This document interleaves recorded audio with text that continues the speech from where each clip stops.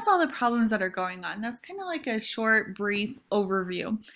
But now what do people have to do to fix it in order to become a state?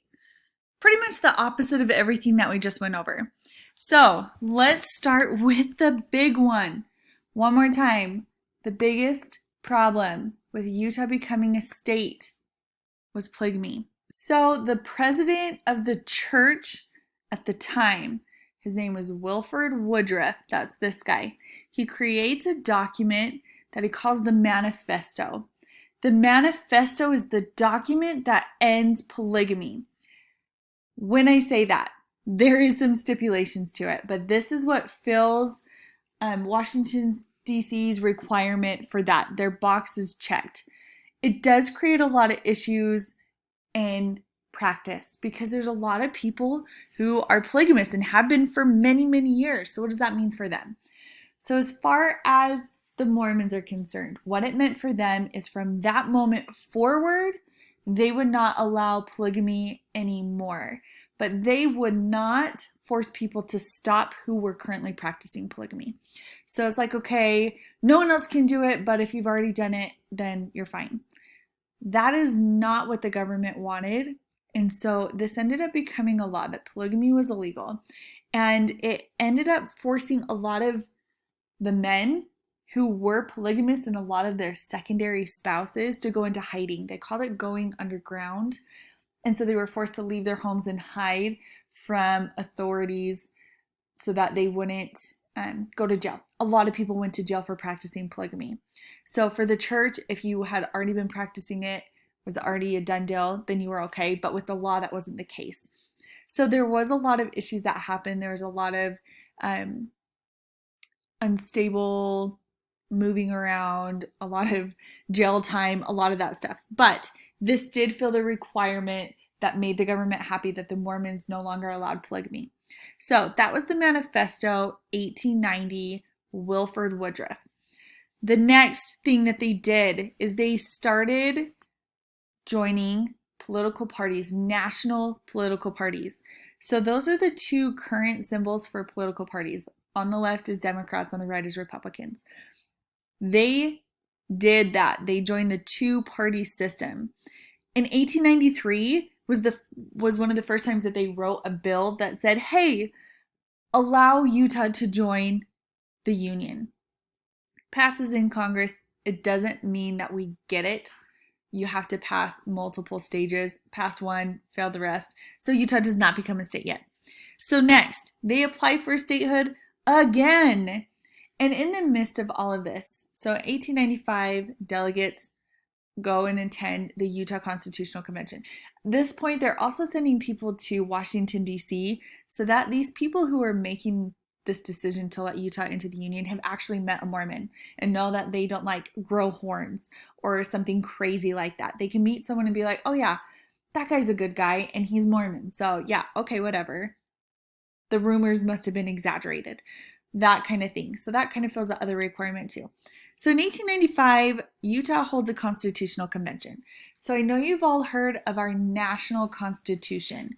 We the people of the United States, in order to form a more perfect union. Okay, that's the preamble.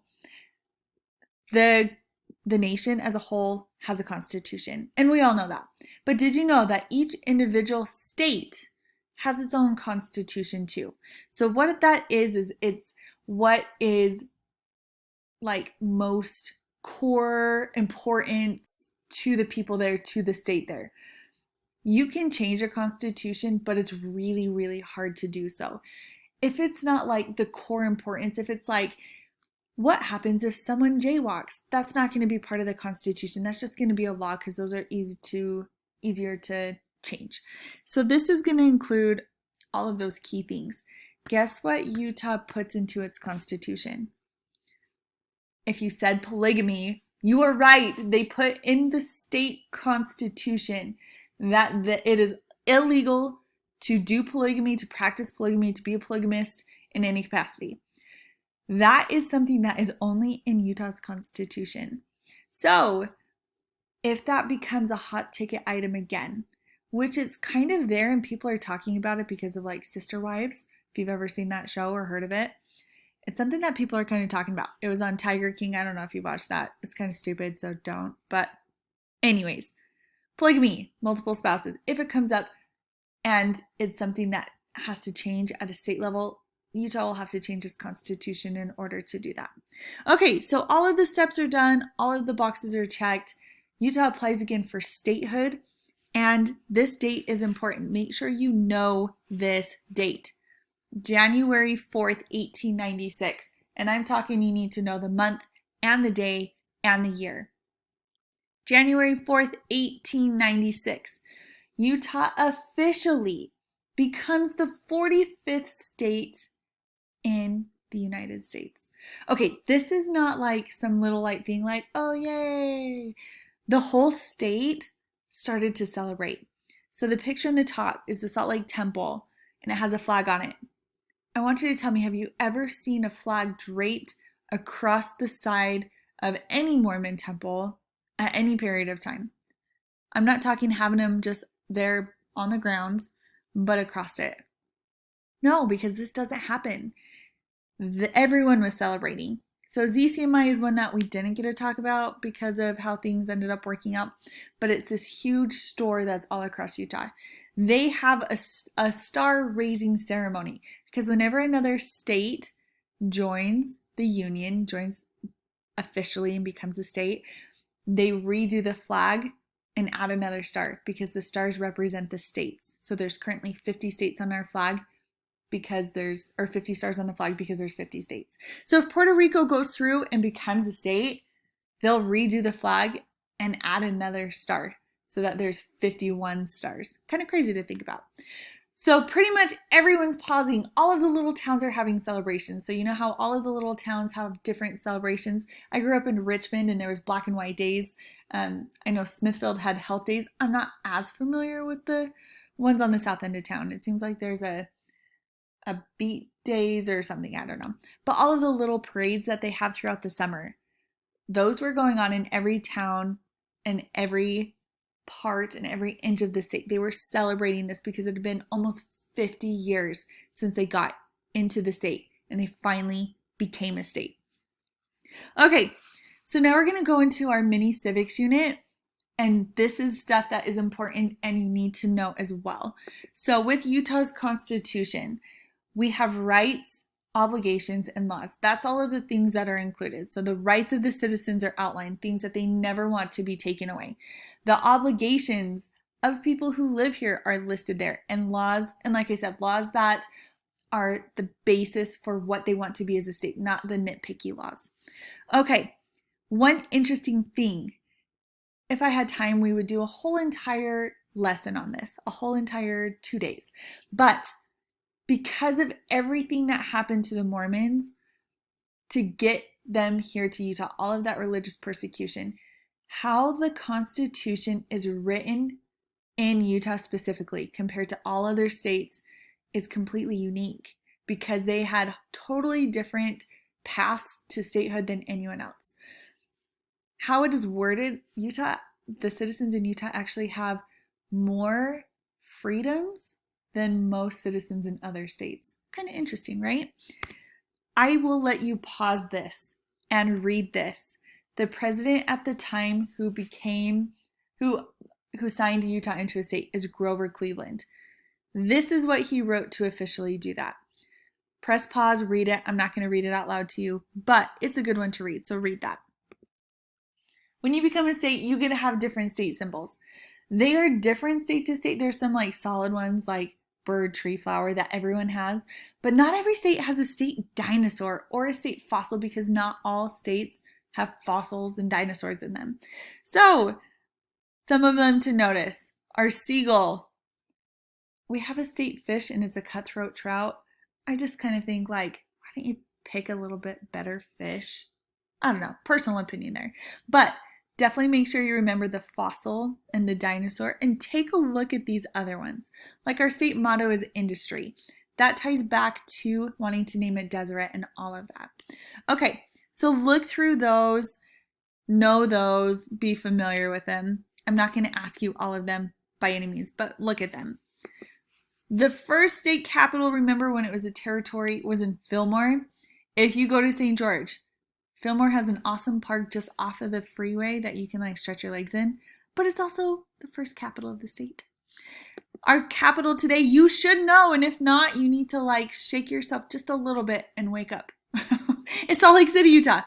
Okay, this is our first governor. His name is Heber M. Wells. What the governor does, not just the first governor, but in general, what the governor does is he directs the state government. He is the commander-in-chief of the National Guard. That means he has the say, the highest authority over the National Guard in the state.